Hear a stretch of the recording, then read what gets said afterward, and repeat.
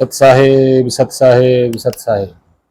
जय सतगुरु साईं अरुण जी महाराज को कोटि कोटि प्रणाम। जय सतगुरु कबीर साहिब जी को कोटि कोटि प्रणाम। आप सभी भक्तजनों, प्रेमियों, साधु संतों, छोटे बड़े माताओं बहनों और पृथ्वी के अन्य जीवों और पूरी मानव जाति को मेरा कोटि कोटि प्रणाम। पृथ्वी माता की जय हो। सत साहेब। तो भक्तजनों, प्रेमियों, पिछली वीडियो में आप सभी भक्तजनों ने जरूर सुना होगा, देखा होगा कि विचारा भी होगा। और हम तो यही मानव जाति से हाथ जोड़ के विनती करते हैं, हे मानव जाति, इस संसार में आपसे बड़ा कोई नहीं है। और जो कुछ भी हो रहा है वो आपके मन के द्वारा हो रहा है। और जो आपसे बड़ा है वो सर्वव्यापी है। बस। और इससे आगे कुछ नहीं है। रही बात शरीर की, तो ये माया है और समय इसमें समाया हुआ है।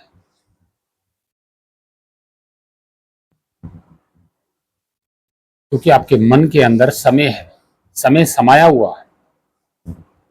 और आपके मन के द्वारा ही समय जीव का काल बन के बैठा हुआ है। ये समय बाहर भी है, आपके अंदर भी समय समाया हुआ है, मन में। ये सत्य है।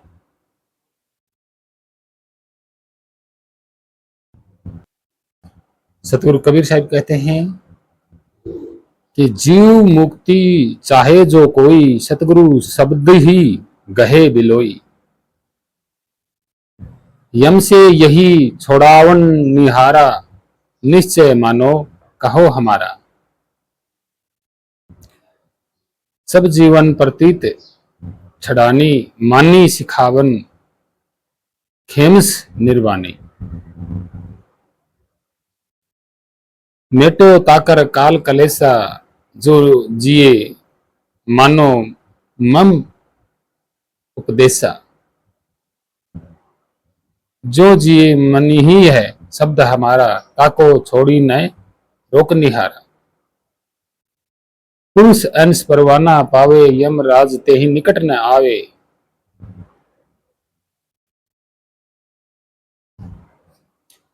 सतगुरु कबीर साहब कहते हैं कि जो निज शब्द है, निज स्वरूप है, अगर जीव उसमें रमण करता है या उसमें रम जाता है या उस पर टिक जाता है,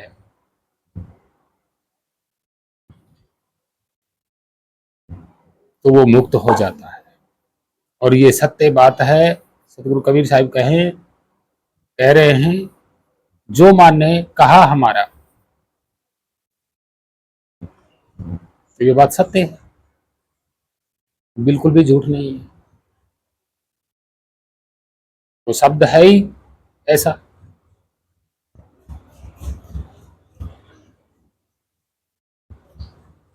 क्योंकि वहां ना समय है ना माया है।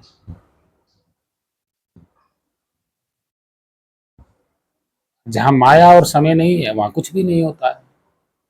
वहां केवल और केवल शब्द, स्थिर शब्द, एक रस शब्द, उसी में इस जीव को टिकना है। ना जीव अंश के पास कोई शरीर है, ना उस सर्वव्यापी के पास कोई शरीर है। दोनों ही विदेही ही हैं। शरीर तो माया है और समय के साथ बन रहा बिगड़ रहा, ये तो सत्य है। तो भक्तजनों, प्रेमियों, सतमार्ग पे जरूर चलना है आपको। सतमार्ग क्या होता है? सतमार्ग वही होता है जो आपको मानवता के कर्तव्यों, इंसानियत पे चलना है, उसके मार्ग पे चलना है। उसी को धम्म मार्ग कहते हैं। धम्म और धर्म दोनों में अंतर है। धम्म का मतलब मार्ग होता है, धर्म का मतलब धारण करना होता है। ये होता है। तो यहाँ अपने स्वरूप को जानने के लिए, उस आत्म स्वरूप को जानने के लिए आपको कोई धर्म धारण करने की जरूरत नहीं है। कपड़े लत्ते वेश भास तिलक ये मालाएं करने की जरूरत नहीं है आपको।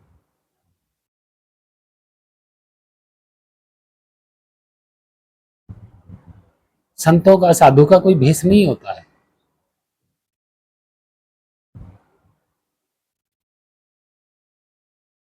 शरीर पे भेष धारण करने से क्या आत्म स्वरूप मिल जाएगा या जान पाओगे? नहीं जान पाओगे।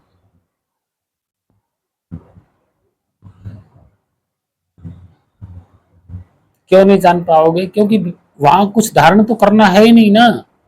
अपने स्वरूप आत्म स्वरूप को जानने के लिए धारण थोड़ी नहीं करना है।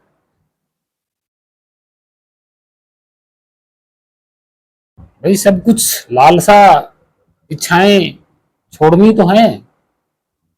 आप भेष करोगे, भगवा कपड़ा पहनोगे, माला डालोगे, तिलक लगाओगे, वो क्या है? वो इच्छाएं तो है आपकी।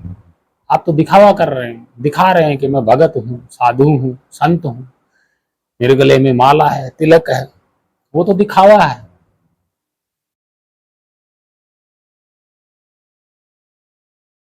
ऐसा नहीं होता। और आत्म स्वरूप क्या है? आत्म स्वरूप तो वो है स्वयं परमात्मा। आप यहाँ बनाए हुए भगवानों को ढूंढ रहे हैं, बनाए हुए भगवानों को पूज रहे हैं। कैसे मुक्त हो जाएंगे भाई?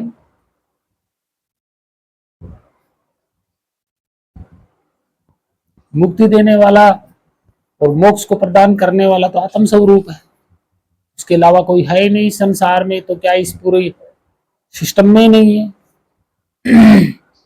मन काल्पनिक देवी देवता जो इस धरती पे जो आए हैं, देवता बन के बैठ गए आज, क्या वो आपको मुक्त कर देंगे? आपको पता है कि उन्होंने कोई मुक्ति का मार्ग बताया? नहीं बताया। उन्होंने तो सिर्फ नाम बताया कि ये नाम मेरा है, जप लो मुक्त हो जाओगे। पहली बात तो किसी देवी देवता ने ये बात कही नहीं कि मेरा नाम जपोगे तो मुक्त हो जाओगे। दूसरी बात, कोई देवी देवता यहाँ धरती पे आया ही नहीं कभी। ये सत्य है। नहीं यकीन तो इतिहास उठा के देख ले, पता लग जाएगा। तो हे मानव जाति, ये जो कुछ भी बना है ये आपने ही बनाया, आपके मन ने ही बनाया है। पीछे से जो हमारे पूर्वजों की जो पीढ़ी चली आ रही है, उन्होंने मन की कल्पनाओं से बना दिए, वो आज आ रहे हैं। तो उनसे मुक्ति थोड़ी ना होती। नैन मुक्ति आत्म स्वरूप है, बस उसी में टिके रहना है, उसी को जानना है। वही सर्वश्रेष्ठ है, वही सर्वव्यापी है, वही आदि नाम है, वही सत्य नाम है, वही सार शब्द है, वही निरक्षर नितत्व है। सब कुछ वही तो है। उसी के कारण ये सिस्टम चल रहा है।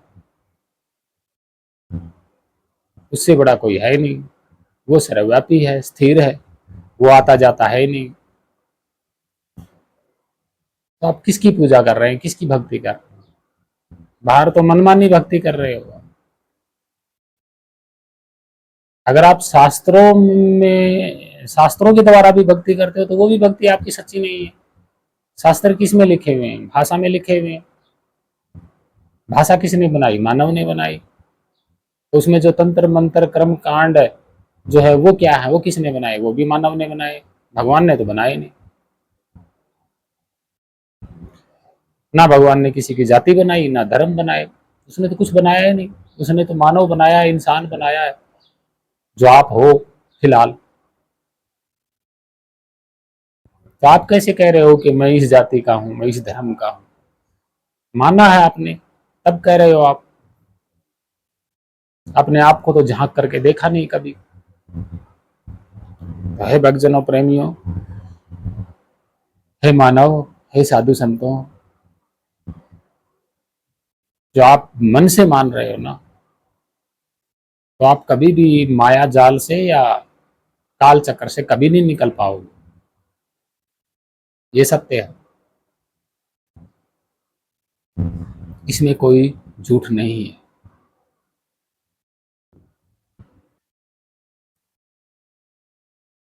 एक छोटी सी बात को लेकर के जब हम चलते हैं कि ये आखिर धर्म बनाए किसने, तो पता चलता है कि सभी ने अपनी अपनी राजनीति खेलने के लिए धर्म बनाए।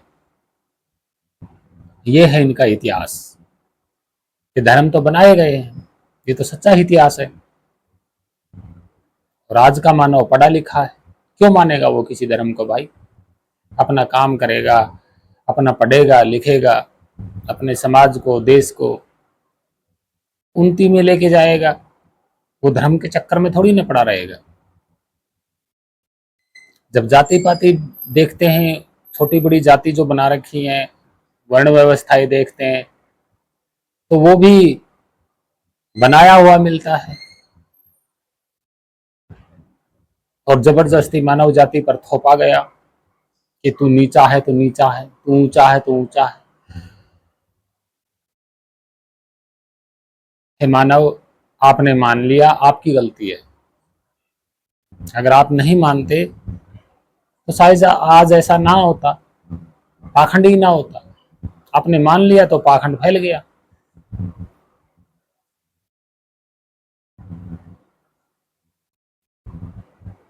किसी धर्म में कोई कुछ बताता है, किसी धर्म में कोई कुछ बताता है, किसी धर्म में कोई कुछ बताता है। असलियत कोई नहीं बताता, सत्य को तो कोई बताता ही नहीं। सत्य ये है कि इस शरीर में जीव स्वरूप क्या है और इस जीव के पास जो मन है उसका रंग रूप क्या है। ये दो हैं, इनके बारे में ये पाखंडी लोग जानते नहीं। ना कोई धर्म जानता है, ना ये धर्म गुरु ठेकेदार जानते हैं इस बात को, बिल्कुल भी नहीं जानते। ये सिर्फ भाषाओं के नाम जानते हैं जो मानव को दे देते हैं, इसके अलावा कुछ नहीं जानते। या फिर शरीर कष्ट दे बता देते हैं कि योग करो या ध्यान लगाओ, लगाते रहो, नाम जप करते रहो। या फिर बताएंगे कि आगे धूना लगाओ, धूने पे तपो, तपते रहो।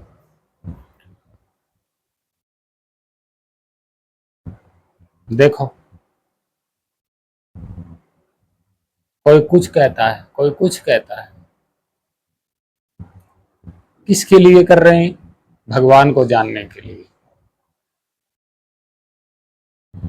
वो इसलिए कर रहे हैं कि भगवान कहीं दूर बैठा है, क्योंकि मन ने मान लिया कि वो कहीं दूर बैठा है। तुम्हारी तपस्या से वो पीड़ित हो जाएगा, मतलब उसको दुख होगा, पर भगवान को फिर तेरे पास आ जाएगा। ये सोच रहे हैं ना। ये सोच कौन रहा है? मन। मान कौन रहा है? मन।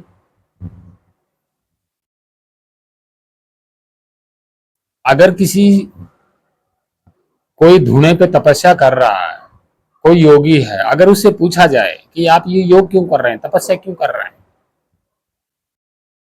तो कोई जवाब नहीं देगा। क्यों नहीं देगा?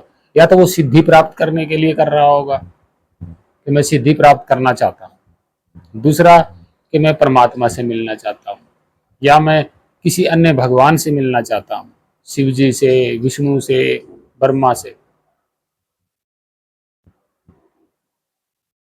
अगर उनसे ये पूछा जाए कि क्या वो कहीं दूर बैठे हैं जो आप मिलना चाह रहे हो, उनके लिए तपस्या कर रहे हो, तो उनके पास कोई जवाब नहीं है।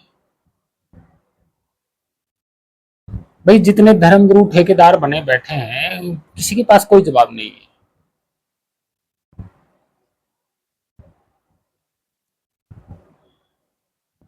इन्होंने, पाखंडी धर्मगुरुओं ने परमात्मा का नाम ढूंढ लिया, परमात्मा की तस्वीर इन्होंने ढूंढ ली। इस जीव और मन की तस्वीर आज तक नहीं मिली इनको कि कैसा है कैसा नहीं।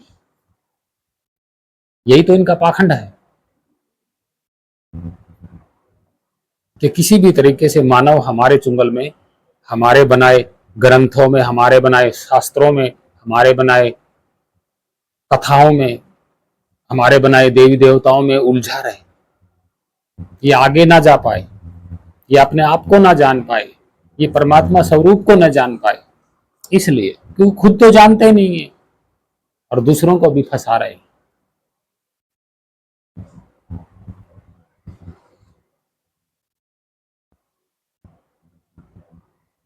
ये धर्मगुरु पाखंडी, इनको 1% भी मुक्ति का मार्ग नहीं पता है।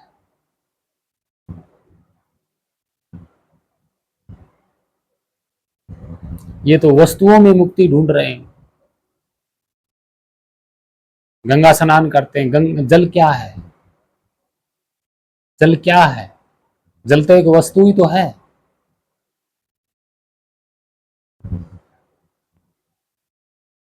और जमीन को फाड़ करके वो रास्ता बन गया पानी बहने का, वो क्या है? नदी।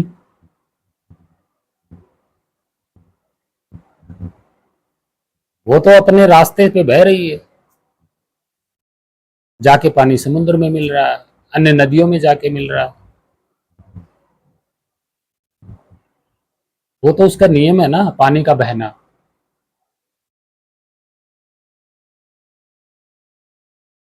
वस्तु, पत्थर की मूर्ति, पत्थर क्या है? वस्तु है।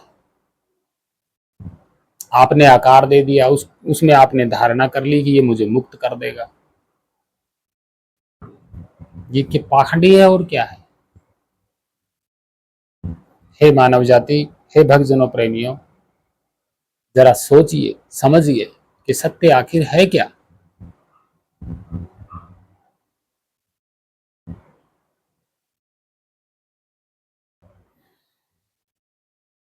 इसलिए सतगुरु कबीर साहब ने कहा कि पत्थर पूजे हरि मिले, मैं पूजूं पहाड़। मतलब पहाड़ है, इसका अर्थ हम समझाते हैं कि जो मूर्ति है वो पत्थर की है। पत्थर ही है वो। आकार दे दिया, कोई भी आकार दे दिया और उसको कह दिया कि ये भगवान है, ये फलाना भगवान है, ढिमका भगवान है। हालांकि जिसने मूर्ति बनाई है उसने कभी देखा नहीं उसको, कभी नहीं देखा कैसा था वो, कितना बड़ा था, कितना लंबा चौड़ा था, नहीं। सब अनुमानित, मन के अनुमानित, मन की कल्पनाओं से चल रहा है। अब जो पत्थर की मूर्ति है वो बाद में बनी है ना, मानव ने बनाई है ना। और जो पहाड़ है वो मानव ने नहीं बनाया।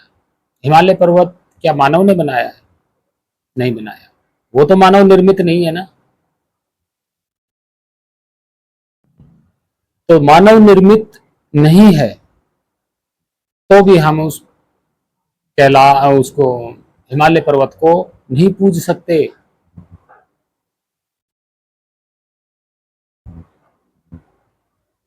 हिमालय पर्वत को तो हम कह सकते हैं कि ये शायद परमात्मा की कोई संरचना होगी, लेकिन उसको कोई नहीं पूछता। और जो मानव ने जो मूर्ति बना दी, सबके सामने बनाई है, सबकी आंखों के सामने बनाई है, उसको पूज रहे हैं। उल्टा हो रहा, उल्टा, बिल्कुल उल्टा हो रहा है। तो इसीलिए तो कहा उन्होंने कि पत्थर का टुकड़ा ही तो है वो मूर्ति है, कि पत्थर पूजे हरि मिले, मैं पूजूं पहाड़। मतलब जिस पहाड़ से वो पत्थर आया है उसकी बात कह रहे हैं कि उस पहाड़ को ही जाके पूज लेना चाहिए। भाई उस पहाड़ से एक पत्थर का टुकड़ा लेके आए और आपने भगवान बनाया और उसको स्थापित कर दिया, आप उसको पूज रहे हैं। तो इससे अच्छा तो उस पहाड़ के पास ही चले जाइए, उसी की पूजा शुरू कीजिए। कहने का मतलब ये था कबीर साहिब का। लोगों ने बाद में पता नहीं क्या क्या जोड़ दिया कि कबीर साहिब विष्णु को मानते थे, हरि को मानते थे। उनको यही नहीं पता हरि होता कौन है। पाखंडियों को ये नहीं पता हरि, हरि होता कौन है। हर का मतलब क्या होता है? हरि, हर, हरि का मतलब क्या है, हर का मतलब क्या है, ये पाखंडियों जो धर्मगुरु ठेकेदार बने बैठे आज तक नहीं पता इनको।